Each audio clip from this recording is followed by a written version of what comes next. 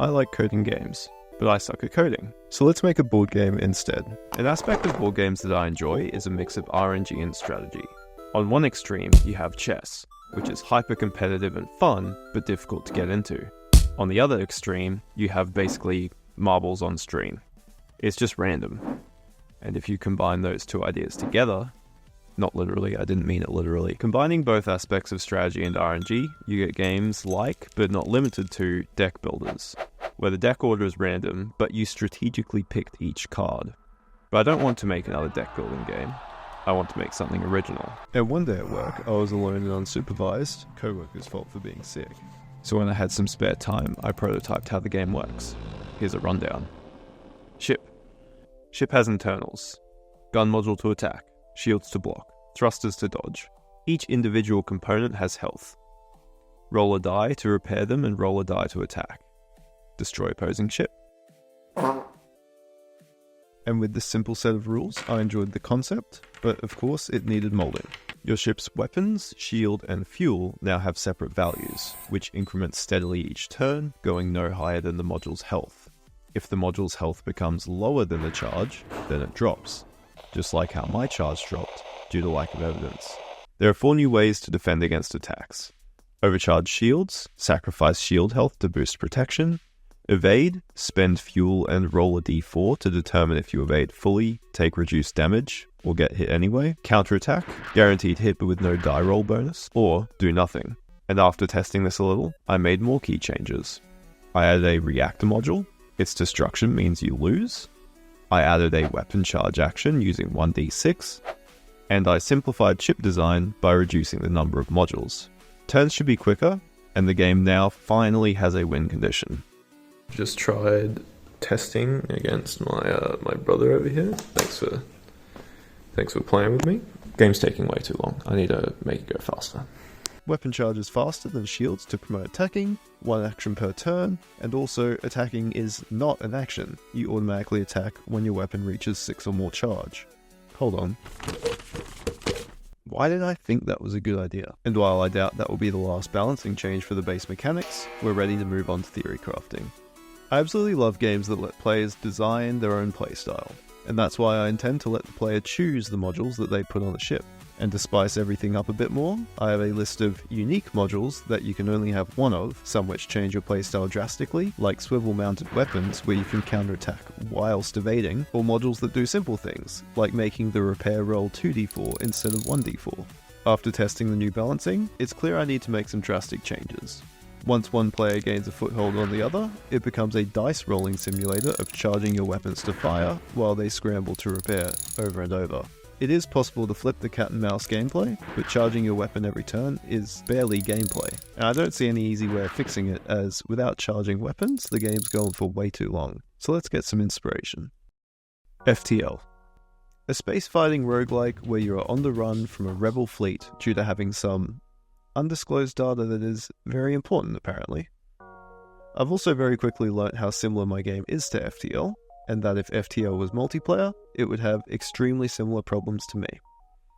Since it is a roguelike, you start out with almost nothing, slowly upgrading your ship to match the increasing toughness of the enemies. And a lot of the gameplay is about you shutting down their weapons so they can't return fire, or their thruster so they can't dodge, and once you get a foothold, it's very hard to lose. But then on the flip side, even when you're at full health, a single fight can cause your entire run to spiral.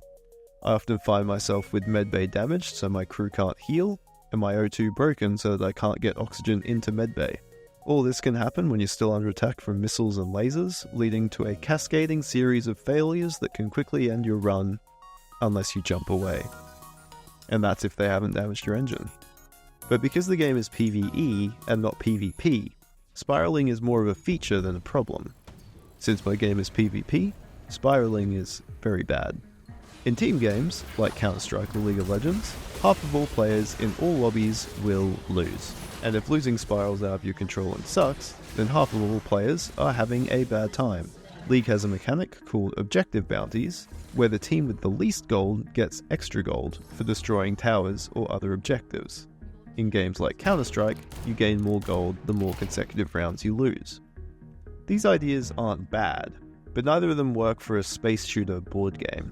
But the good news is, I think I have an idea.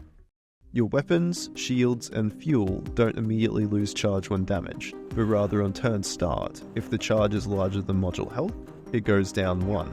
I've also learnt from my mistake and am reintroducing the attack action instead of automatically attacking. 1d6 is rolled on attack. Something I haven't mentioned yet is this entire time I've been toying with cards during gameplay.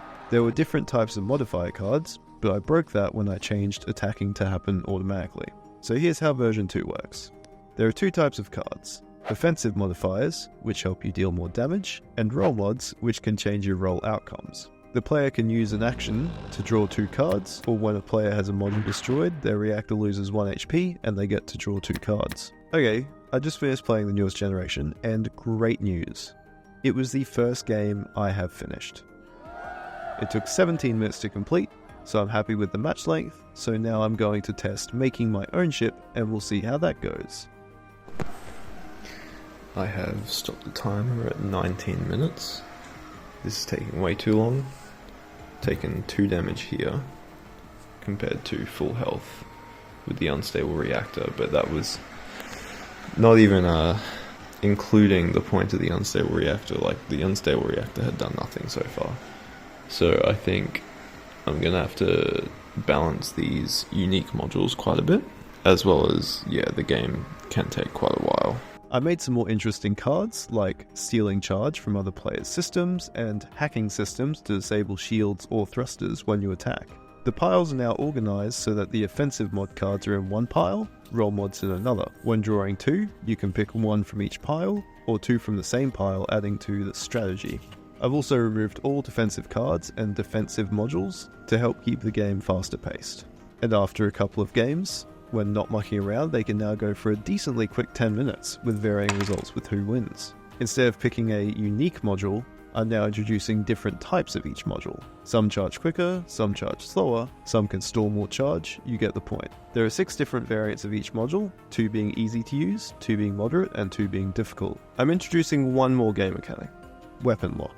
When you roll to attack, you also roll a d4 for weapon lock. The weapon lock value gets added to the base dodge values. That way, the attacker is more in control of whether their attack is a hit or a miss. And after my final balancing update, the game is now in an okay enough state for some thorough beta testing. In the description are some files which include the final rules, some pre-built ship cards, and if you have Microsoft Word, you'll be able to make your own. Thanks for watching, more coding content in the future.